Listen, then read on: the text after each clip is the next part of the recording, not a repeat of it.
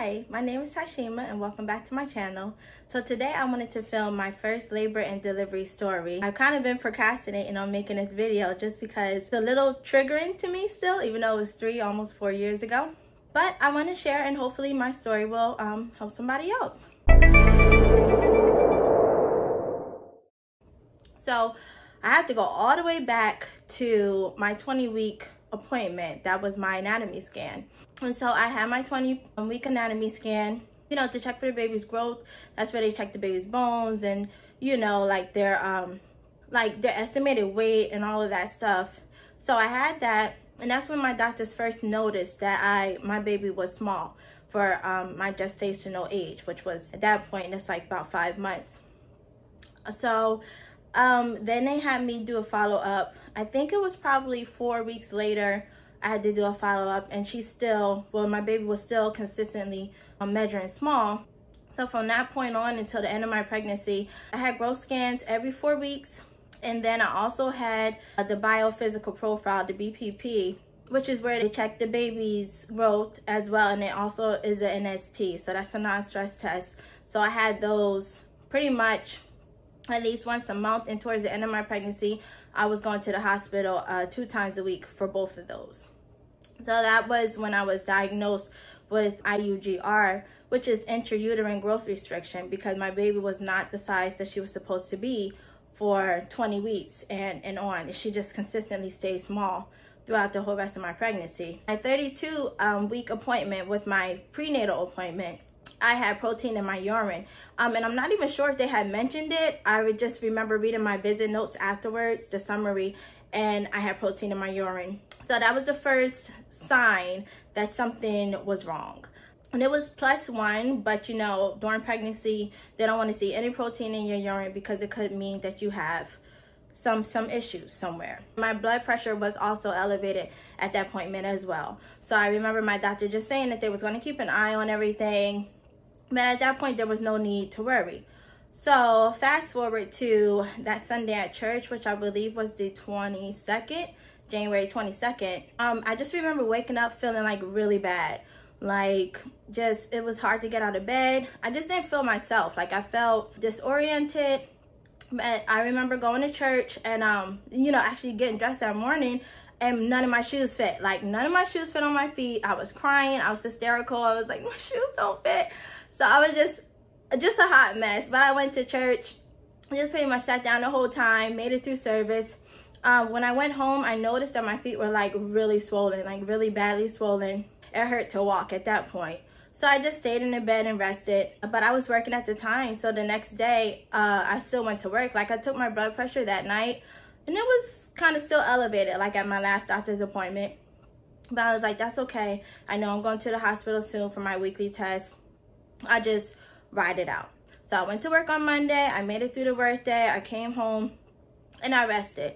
And the next day on Tuesday, I still was feeling like really, really bad. But I had an appointment that morning. So I remember like my mom made me breakfast. She made me an omelet. I ended up only eating half of it just because I was like really nervous. I could tell that something was wrong. I just didn't know what. So I had my appointment and I had my NST, and it was not looking good. Like the doctors were not happy with my results from the NST.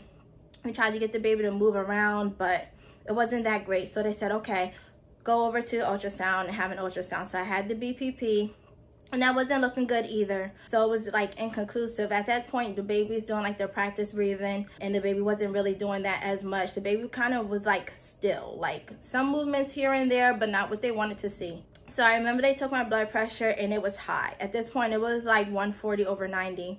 And it was like, okay, well, your blood pressure is high. We're not seeing what we want to see as far as movement with the baby. We're going to send you up to labor and delivery to triage.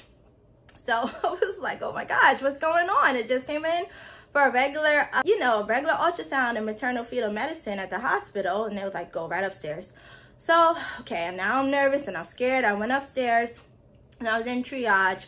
And I think the first thing they did is they drew blood and they tested my urine, and they told me that I would have to take the 24-hour urine test. So that's where you like catch all of your urine and you put it into a container, and they can test your urine afterwards to see how much protein is spilling into your urine. So I was in the process of doing that, and I remember I had gained like 10 pounds in 2 days. Like, it was all fluid. The swelling was on my face, it was on my hands, definitely my feet, my neck, and I can insert a picture of what I was looking like probably like a week before I actually gave birth.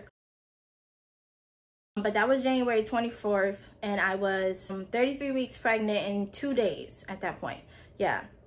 So they did the blood work, and I was doing the urine test. But when they got the blood work back, they was like, yeah, you have preeclampsia, and you need to deliver this baby now. And I was like, what do you mean?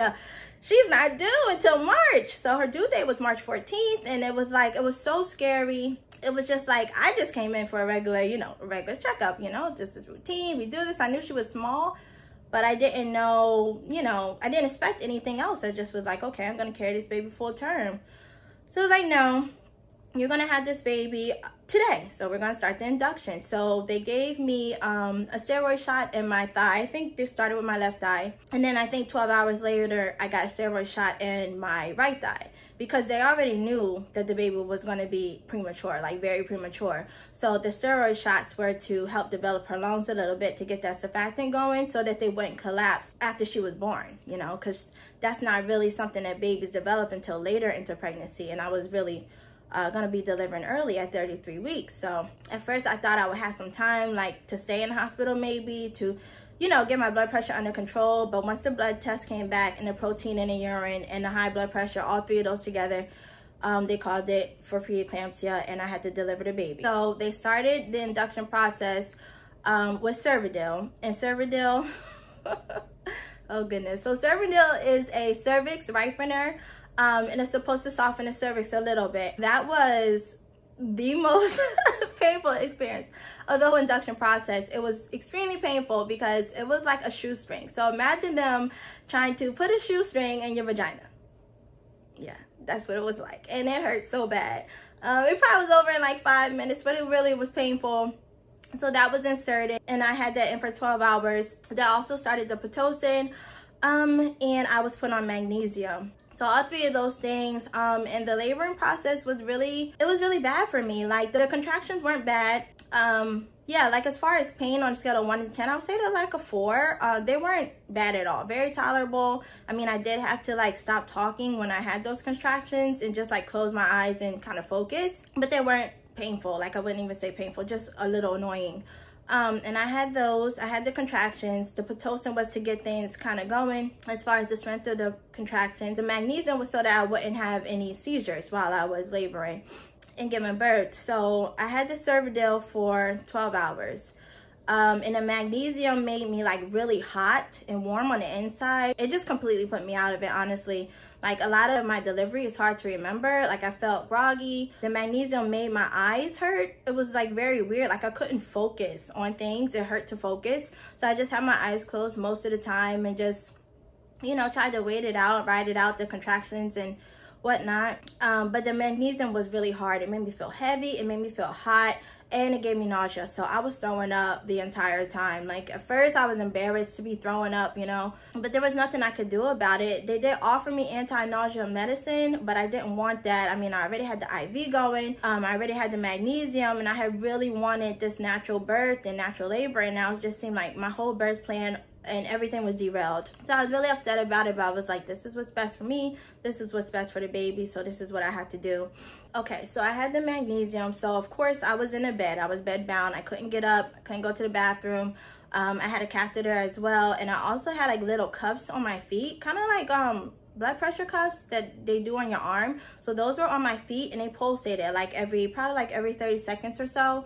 And that was to keep the blood flowing, they said, through my feet, and so that I wouldn't get blood clots in my legs. So I had those. I was hooked up to a lot of stuff, and it was just really hard. So once they took the Cervidil out, my cervix was soft enough to add a Foley bulb, which is a Foley balloon, and they insert that, and they fill it up with water. Once they take that out, you're supposed to be about 3 centimeters dilated. So that was in for 12 hours. So starting from Tuesday morning and 12 hours with the Cervidil, 12 hours with the Foley bulb, we're now into 24 hours of no eating, no nothing. So I only had ice chips at this point, and let me tell you, when you can't eat and you have ice chips, the ice chips become the best thing ever. Like, the ice chips become the best thing ever. Like, they taste like chicken, they taste like macaroni. It's crazy how good they taste. And I was just eating so much, but I still was throwing up. So it was like, I'm eating ice chips, but I'm throwing up everything. I mean, but I had the IV, so that kind of helped from getting too dehydrated. But it's just no eating, staying in the bed. It was, yeah, it was a lot. So the whole time while this is going on, they're drawing my blood. Like I want to say probably every 3 hours or so. They're drawing my blood and getting the results back and reporting back to me as soon as they do. And I remember I signed for the C-section papers kind of early, probably at the start of the induction process, just because I didn't want to have to worry about it afterwards. Like, I didn't want to have to wait for a C-section to be called to have to sign for papers. So I signed the papers really early, but they took my last blood test and they was like, look, your liver enzymes are going up, you're getting sicker, the baby's getting sick. I also forgot to mention, while I was having my contractions, the baby's heart rate would go down. So it'll go down like really far, like down to like the 90s, the 80s. Of course, you don't want to see that. And throughout the whole process, while I'm on the magnesium and the Cervidil and the Pitocin, nothing's going. Like, I did not dilate past 3 centimeters. And I was getting worse. I could feel that I was getting worse. I was getting out of it. And I could feel that I was getting sick, you know, but I was trying to stay strong. But my energy was gone. When they came back and told me the blood results, and it was like, we're going to call for an emergency C-section. We think that's what's best for you. We think that's what's best for your baby. And your preeclampsia is so far gone out that the only way you can cure this is to deliver.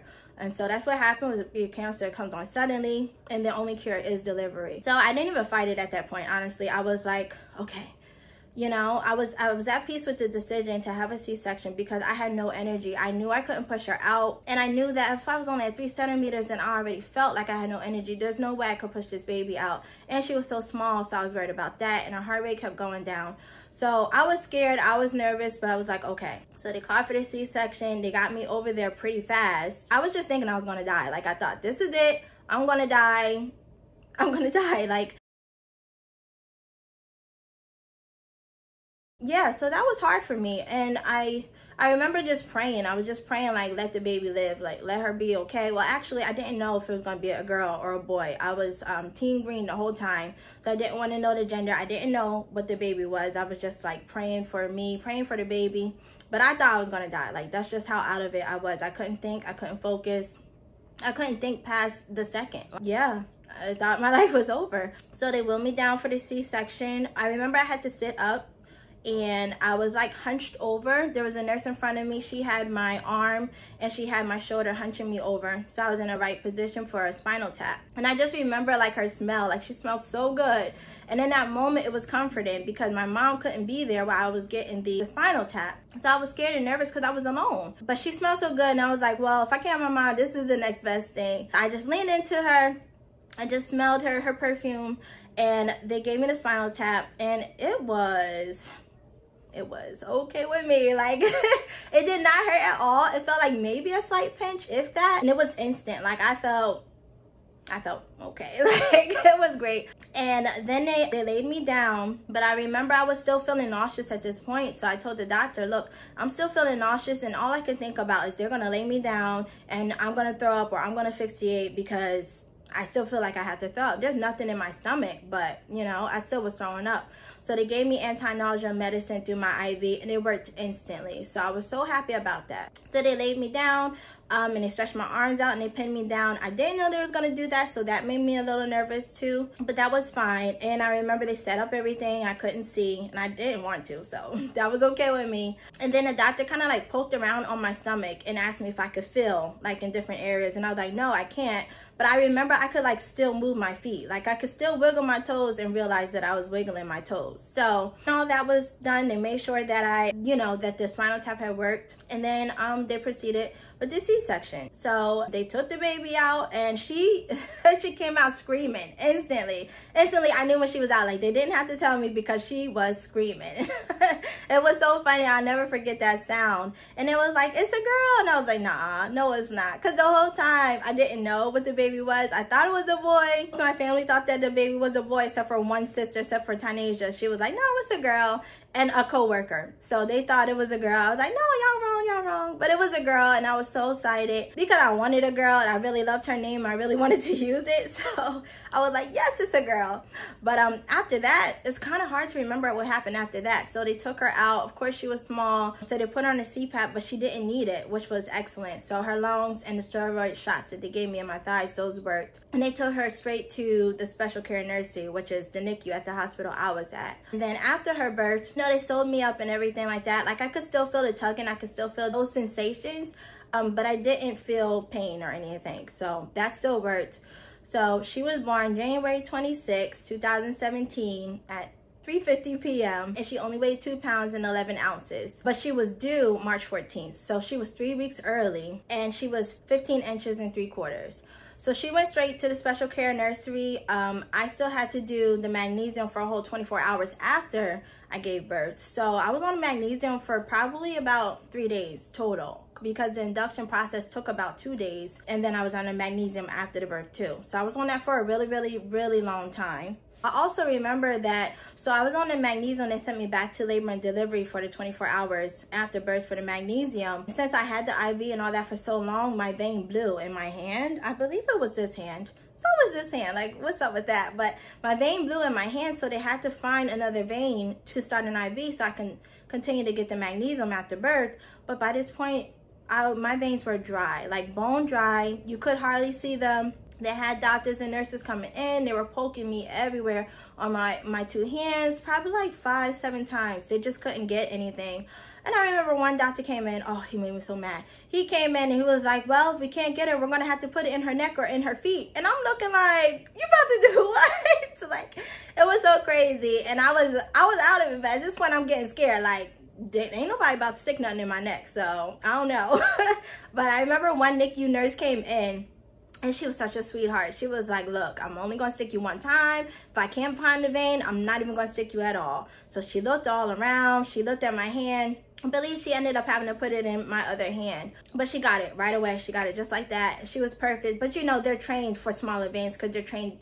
And they're used to doing it to smaller babies. So they're used to doing it to babies and premature babies. So she got it right away. And because the vein had blown in this hand, it got really swollen. Like, it was puffed up. Like, I'm not even sure if I have a picture of it, but it was puffed up, and they had to keep ice on it for the whole rest of the time. But it eventually went back to normal, but it did take a while because the fluid was just releasing into my hand because it wasn't in the vein anymore. So once they did find a vein in this hand, then I was on the magnesium and I finished that. After the C-section, after the magnesium, they took me to Mother Baby, and it was at that point that I got to see my baby, or I got to see Saya in person. So I had to stand up, and I remember I wasn't like totally fine, but I was like, I'm gonna go see my baby. So I just really forced myself to stand up and get into the wheelchair, and they gave me Tylenol 3 for pain. So that's what I had in the hospital, and they wheeled me down to the special care nursery, and I got to hold her for like an hour or two, and that was just like,